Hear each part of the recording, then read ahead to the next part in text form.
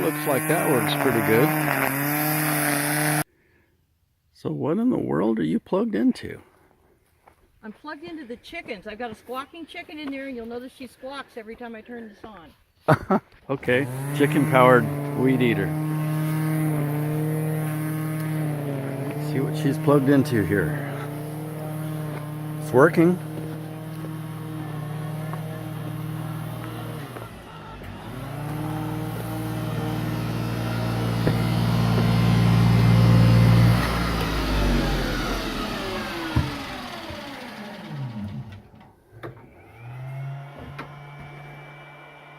Well, that works.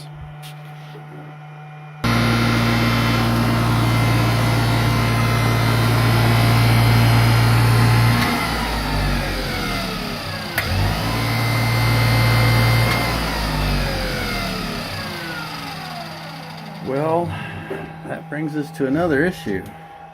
Why are there two L16s in the chicken coop?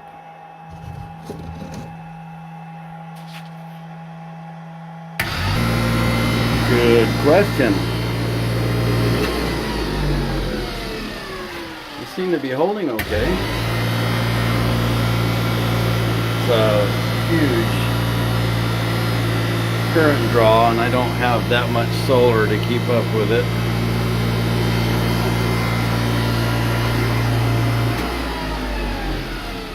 It goes back to above 12.7, so the batteries are not really being drawn down that much. Well, we were running the chicken coop on this one, and that battery, what would we say, that was 11 years old?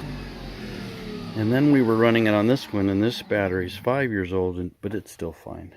This was a battery that was given to me that's still good, but I don't know where to put it. So I stuck it out here in the chicken coop. Well, those batteries, those L16s we put in the chicken coop, don't belong there.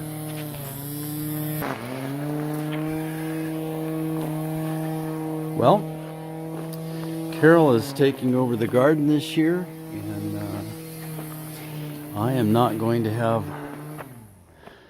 any time to work on it. Boy, there's asparagus up there, 3/4 of an inch in diameter. It's amazing. Anyway, here's the issue.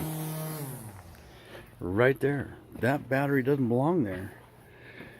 It belongs in the power room. So yeah, I lost a cell. I sure did. And actually, this is my oldest battery. And so I would like to make a detailed video. See, it says 4 of 14.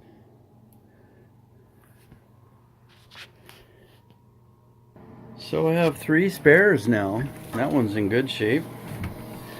And I made the battery box smaller again, and we're down to the 4 newest batteries that are in there. And we seem to be running fine. There's several things that I did that each one of them would have caused a systemic failure, and when you compound the 3 different things together is why I'm thinking I lost a cell. We weren't having any problem at all until we actually increased the size of the solar system. But the number one issue that we had is our batteries were not all the same age. We bought 2, and then 6 months later we bought 2 more, and then a year after that bought 4 more. And the problem is, when a battery starts getting used, it starts giving off power and receiving power better and better. It's like once it starts working out and exposing plate material, it starts accepting power and giving off power at a higher efficiency rate than when they're brand new. So if you get a battery that's in its prime, it's got a few months use on it to a year's use, it likes to work. Now you're going to add new batteries to it. You're going to increase the size of your battery bank. The new batteries don't want to work. They're lazy.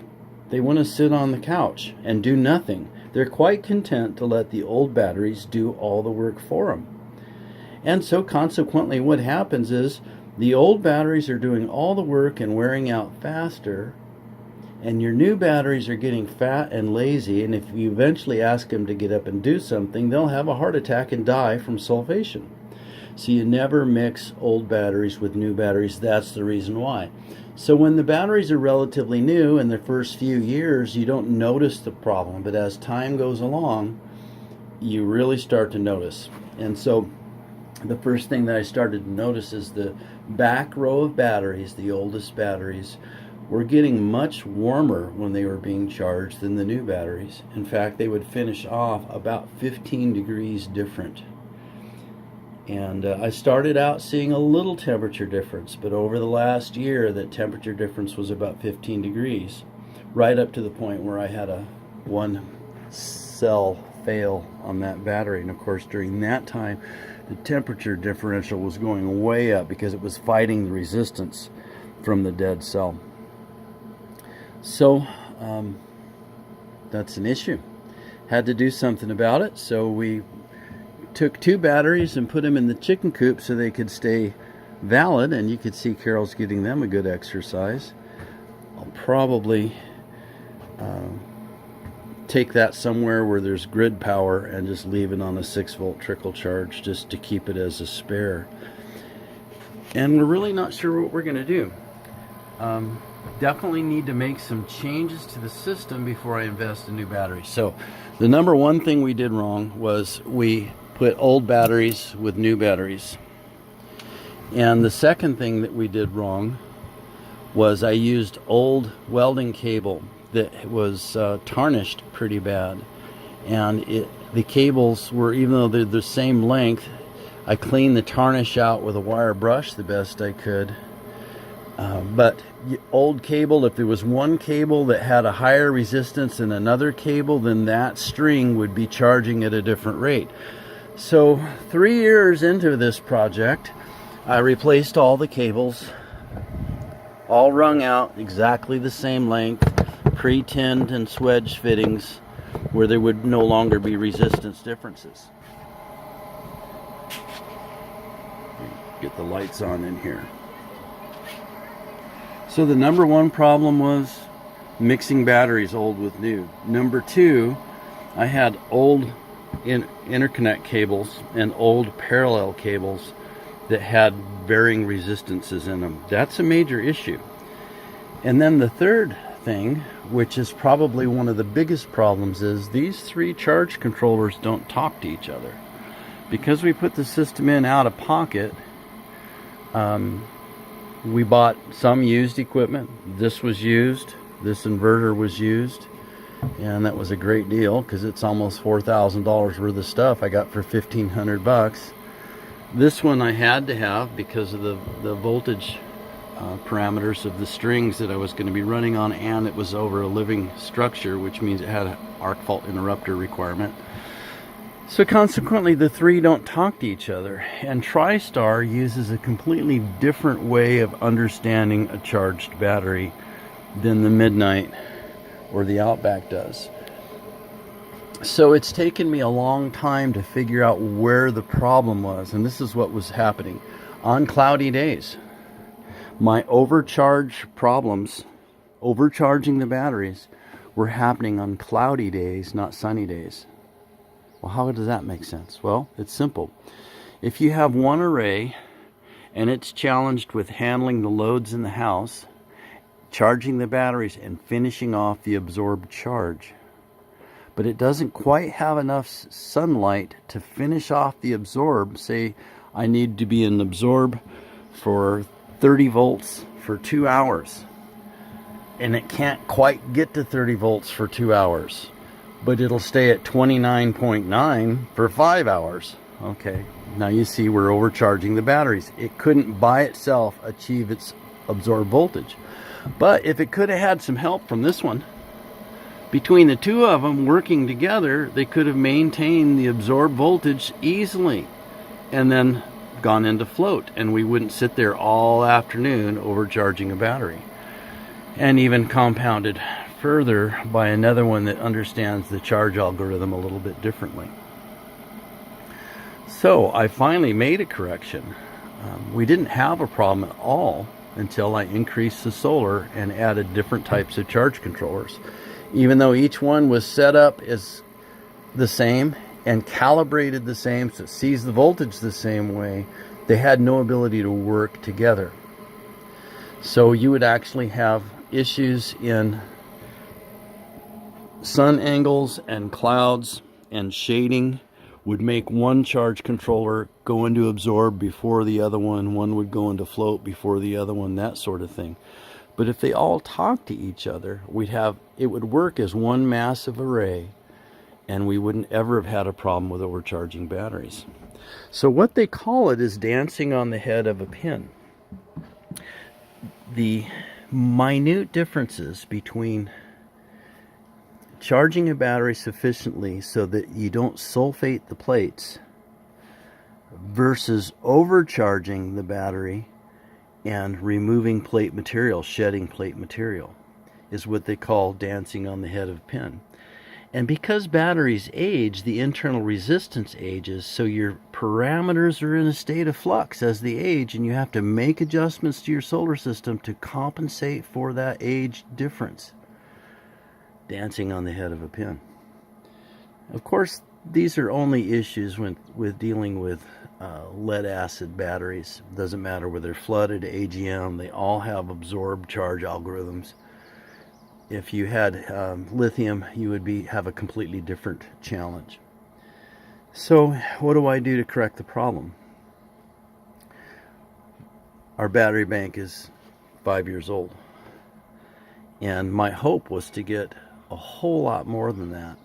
We never took these batteries lower than 82% full, 82 state of charge. So we've been babying them. But if I look down in the plates, I don't see sulfation, but I do see evidence of what's called moss. And moss is shedding plate material. Now, you don't see them in a car because cars constantly move and they vibrate and it shakes the plate material down to the bottom. But with a static system, stationary system, there's no vibration involved, and the moss, the plate material shedding, it kind of rises to the surface because you have bubbling and gassing that's raising the material up, and you see it form on the top of the separators.